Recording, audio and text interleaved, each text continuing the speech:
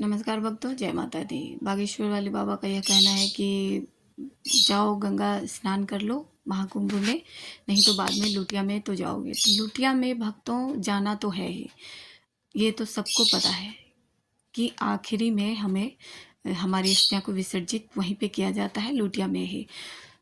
तो हम पहले ही उसका ये क्यों कर लें? हम जानबूझकर जान देने क्यों जाएँ? इतनी भीड़ में आप पास के ही गंगा को कुंभ समझकर स्नान कर लो ना। गंगा तो हर जगह पवित्र है, गंगा तो गंगा है।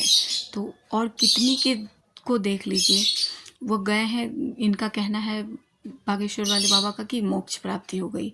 न उन्हें गंगा तक, जहाँ वो स्नान करने गए, वह गंगा जल तक उनके मुख में जाते समय प्राण उनके ऐसे निकल गए, अकाल मृत्यु तक को वो प्राप्त हो गए। तो उन्हें मोक्ष की प्राप्ति कैसे हुई? मोक्ष की प्राप्ति तब होती है जब आपके सारे कर्म हो गए, आपके आप अकाल मृत्यु नहीं हुई, आप अच्छे तरह से मरे, आपके सारे कार्य संपूर्ण हो गए, तभी कहते हैं मोक्ष की प्राप्ति। उन्हें गंगा जल की प्राप्ति नहीं हुई उनके मुख में, और वो दब के चिपके मर जा रहे हैं, तो उन्हें मोक्ष की प्राप्ति कैसे हुई? बागेश्वर वाले बाबा का ये कहना है। कितने लोग ऐसे होते हैं जो कि मरण घाट पे अचानक मृत्यु हो जाती है, रातों रात वो उनके प्राण निकल जाते हैं और उन्हें गंगा जल मुख में नहीं जा पाती है। तो वह क्या होता है? उनका कर्म होता है। तो सबसे बड़ा तीर्थ है कर्म। कर्म अच्छा करें ताकि आप आराम से जाएं। सिर्फ गंगा नहाने से भी कुछ नहीं होता, कितनों को मरते दम तक गंगा जल मुख में प्राप्त नहीं हो पाते, एक्सीडेंट से मृत्यु हो जाती है, गंगा जल प्राप्त नहीं हो पाते। तो भक्तों, सबसे बड़ा तीर्थ है कर्म और धर्म, यह दोनों बनाए रखें और यही आपके साथ जाएगा और कुछ नहीं जाएगा भक्तों। सो इस तरह की बातों में ना रहें। हर जगह अब साजिश होती है, धर्म के नाम पे लूटा जाता है।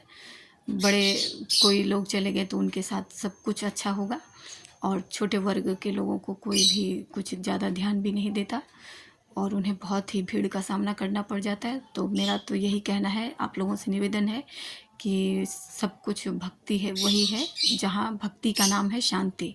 तो जहाँ पर शांति हो, ज़्यादा भगदड़ ना हो, भीड़ ना हो, वहीं पर आप भक्ति करें, उसी स्थल पर जाएं, ताकि ईश्वर से आप 2 मिनट प्रार्थना कर सके, शांतिपूर्वक पूजा कर सके।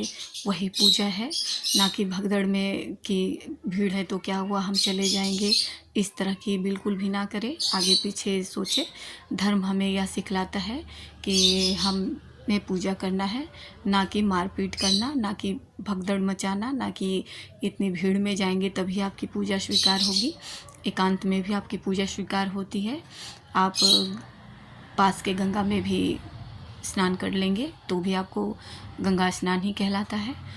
तो भक्तों, मन स्वच्छ तो सब कुछ स्वच्छ। कहा गया है कि मन चंगा तो कठौती में गंगा।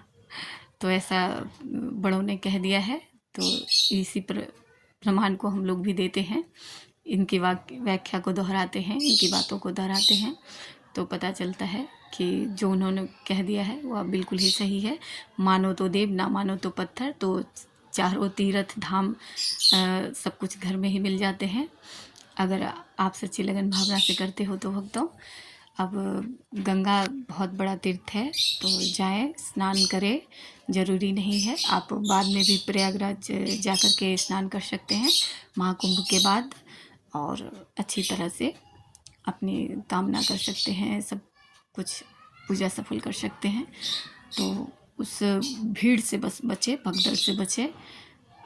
और मैं क्या कहना चाहूँगी, बस इतना ही समझा रही हूँ। अब मैं दूसरे वीडियो पर मिलती हूँ, तब तक के लिए जय माता दी भक्तों।